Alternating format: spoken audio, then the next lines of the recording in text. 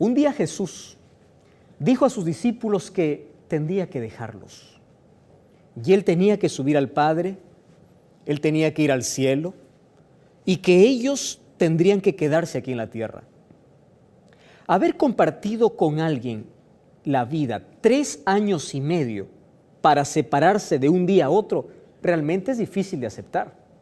Tú te acostumbras con alguien que convives 1 mes, 2 meses, 1 año, 2 años, 3 años. Te imaginas su maestro, su salvador. La expectativa que los discípulos tenían de Jesús era que en algún momento Él sería el rey de los judíos y Él los iba a libertar del yugo romano. Con ese Jesús caminaron, vieron sus manos allí siendo clavadas en una cruz, lo vieron resucitar, lo vieron hacer milagros. Realmente separarse de alguien así cuesta mucho. Pero más les iba a costar porque esta vez esta separación no tenía una fecha de encuentro. Él solamente dijo, volveré. ¿Cuándo? Señales habrá, pero no hay fecha. Y en los últimos días, las últimas palabras de Jesús a sus discípulos fueron llenas de promesas y esperanza. ¿Por qué cargó todas las promesas a los últimos días? Porque Jesús sabía que las últimas palabras no se olvidan. Difícil de olvidar. Si yo tuviese que fallecer después de este sermón, sé que este sería el sermón que todo el mundo recordaría, porque serían las últimas palabras, mi último mensaje. Nadie olvidaría, lo último nunca se olvida. Y Jesús quiso allí presentar a los discípulos promesas que ellos jamás olvidaran. Y mira, en sus últimas palabras, Jesús hizo promesas extraordinarias. San Juan capítulo 14, el versículo 1 dice, no se entristezca porque yo voy a la casa del Padre a preparar un lugar para ustedes. Todos conocemos esa promesa, pero no quiero hablarte de esa promesa. En ese mismo día, en ese mismo momento, mientras les estaba hablando de aquella esperanza que ellos deberían tener porque Él va a regresar para llevarlos a su verdadero hogar, un hogar sin dolor, sin lágrimas, y ahí no va a haber más despedidas porque van a estar allí para siempre. En este mismo capítulo, en el versículo 15, comienza diciendo así, si ustedes me aman, guarden mis mandamientos. Son las últimas palabras de Jesús antes de ir al cielo. Y en el siguiente texto nos presenta una promesa. Y la promesa es, yo rogaré al Padre y Él os dará otro consolador para que esté con vosotros para siempre. Jesús no podría estar más entre nosotros porque Él se hizo humano. Él es Dios hombre. Pero habría alguien que sí nos acompañaría aquí todos los días de nuestra vida.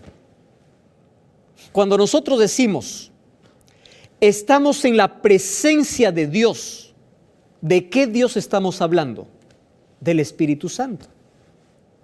Cuando decimos, Dios me libró, Dios me protegió, Dios está a mi lado, ¿de qué estamos hablando? Del Espíritu Santo.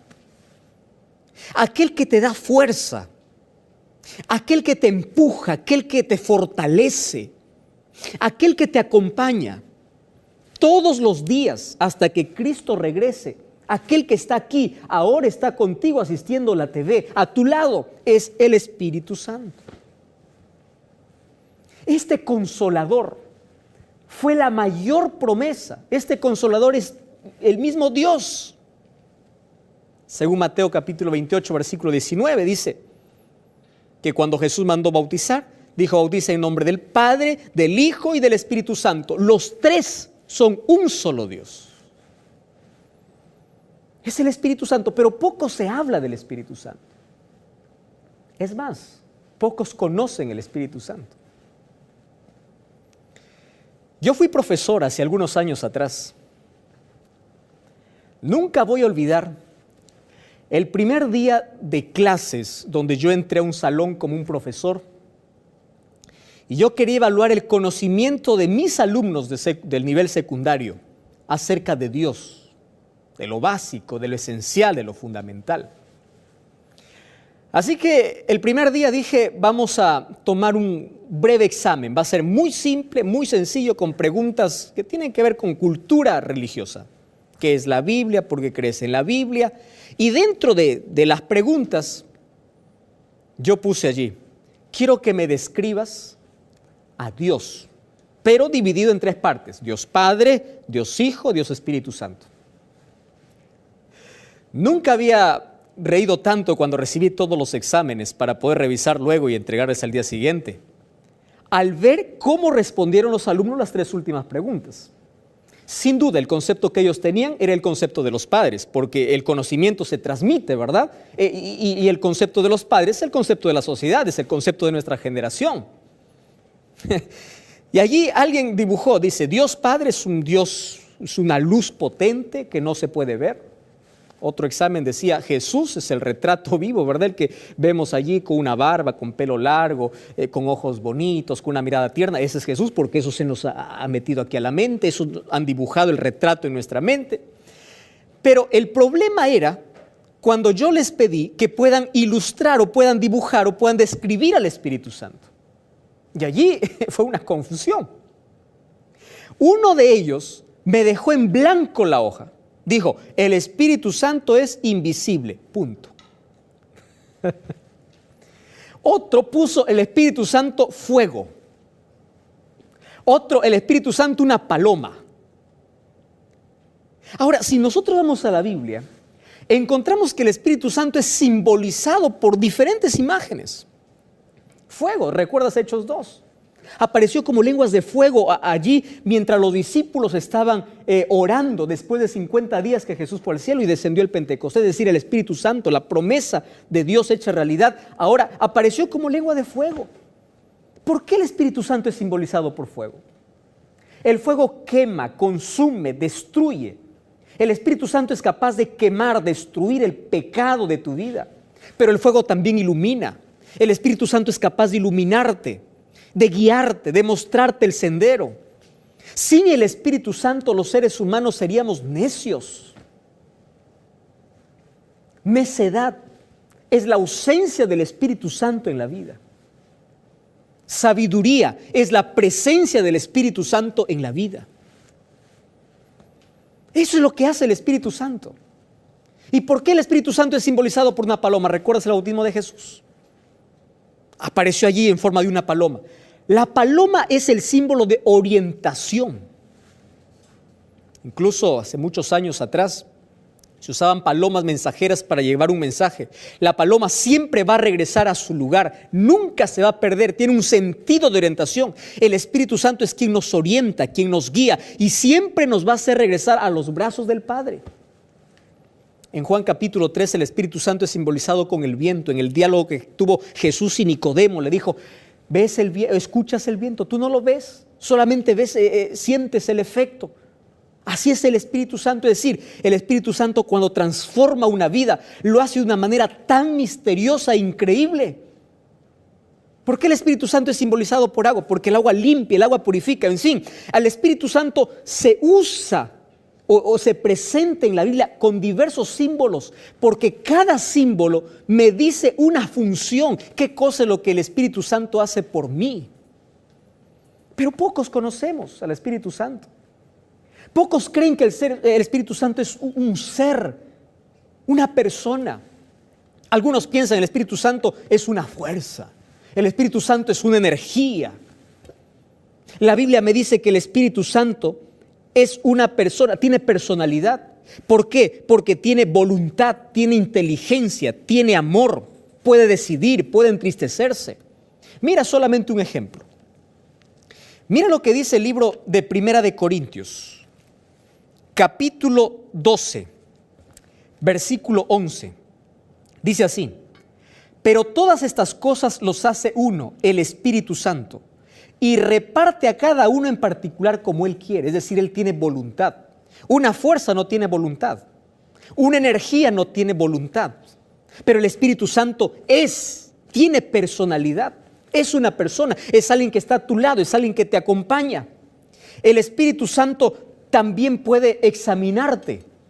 El libro de Romanos capítulo 8, versículo 26, dice que tiene inteligencia porque examina, discierne el corazón del ser humano. El Espíritu Santo puede amar, Romanos 15, 30. Es amor. El Espíritu Santo es poder.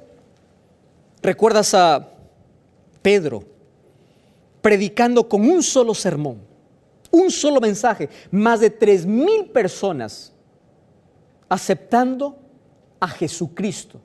¿Por qué? Porque el Espíritu Santo usó a Pedro. Y hoy el Espíritu Santo está a tu lado. ¿Cómo sabe, pastor? Mira, la obra del Espíritu Santo es extraordinaria. Yo quiero que tú puedas comprender. El libro de Juan capítulo 16, versículo 8 dice así: y cuando Él venga, Él convencerá al mundo de pecado, de justicia y de juicio. ¿Ahora comprendes? Cuando una persona dice, yo tengo necesidad de Dios, no es que el ser humano necesita de Dios o tiene necesidad natural. El Espíritu Santo está tocando su corazón. ¿Sabes por qué te quedaste mirando hasta ahora, hasta este momento la TV? Porque el Espíritu Santo está llamándote. El Espíritu Santo puede usar instrumentos humanos, imperfectos, pecadores, falibles como yo, pero puede usar en un momento para decirte cuánto te ama y qué plan tiene para tu vida. El Espíritu Santo puede usar la internet, puede usar la TV, puede usar la radio, puede usar los medios de comunicación, puede usar un ser humano, puede usar una noticia para enternecer tu corazón, porque Él quiere convencerte de pecado. Es decir, el Espíritu Santo habla nuestra conciencia y hace sentir nuestra necesidad porque nos hace ver nuestra realidad. El Espíritu Santo fue quien incomodó a Adán cuando pecó. Pero el ser humano, cuando se incomoda por su conciencia, en lugar de correr a Dios, corre de Dios en sentido contrario. Pero el Espíritu Santo es el encargado de convencer. Cuando hay alguien que se convierte, cuando hay alguien que acepta a Jesús, no es porque él quiere, es porque el Espíritu Santo le convenció. Eso es el trabajo del Espíritu Santo, convencerte de pecado, convencerte que necesitas un Salvador, que necesitas de Jesucristo, que necesitas poner tu vida en armonía con la ley de Dios. ¡Qué maravilla! Y cuando el ser humano da lugar al Espíritu Santo en su vida, el Espíritu Santo lo transforma, cambia sus hábitos, cambia su vida. El borracho ya no bebe más, el drogadicto no se droga más, porque es transformado por el poder del Espíritu Santo. Él es quien te acompaña. Pero mucho cuidado con lo que te voy a decir ahora. El Espíritu Santo puede hablar a la conciencia y la conciencia se encarga a veces de atormentarnos. Una publicación yo hice esta semana y decía, la conciencia es como una abeja, bien tratada te da miel, pero cuando la ofendes te clava el aguijón. El Espíritu Santo puede convencerte a través de ella. Sin embargo, hay muchas conciencias cauterizadas que ya no tienen noción de pecado. Hacen el mal, se deleitan haciendo el mal porque perdieron ese sentido de escuchar la voz del Espíritu Santo. Y mira lo que dice Efesios capítulo 4, versículo 30. Mucha atención aquí. Efesios 4:30. Dice, no entristezcáis al Espíritu Santo de Dios. Quiere decir que el Espíritu Santo se entristece. ¿Y en qué momento se entristece? Cuando el ser humano se ensordece, cuando el ser humano se encapricha, cuando el ser humano, a pesar de tanta evidencia, a pesar de tantas cosas que ha visto en su vida, no quiere saber nada de Dios. El Espíritu Santo te llamó a través de tu esposa, a través del pastor, a través de tu hijo, a través de una enfermedad, a través de ese accidente que tuviste. Te llamó a través de ese fracaso para que vayas a Jesús. Y a pesar de eso insistes en ser rebelde. El Espíritu Santo se entristece. ¿Y sabes qué ocurre cuando entristecemos el Espíritu Santo? Marcos capítulo 3, versículo 28 dice, de cierto os digo, todos los pecados serán perdonados a los hijos de los hombres. Pero cualquiera que blasfeme contra el Espíritu Santo no tendrá jamás perdón. ¿Sabe lo que está diciendo la Biblia? No juegues con el Espíritu Santo. ¿Cuántas veces ya escuchaste su voz hablando a tu corazón? ¿Cuántas veces te llamó? ¿Cuántos años de tu vida viene diciéndote que es hora de que te entregues a Jesús? Pero el ser humano se enterquece. Y llega un momento en que el ser humano no tiene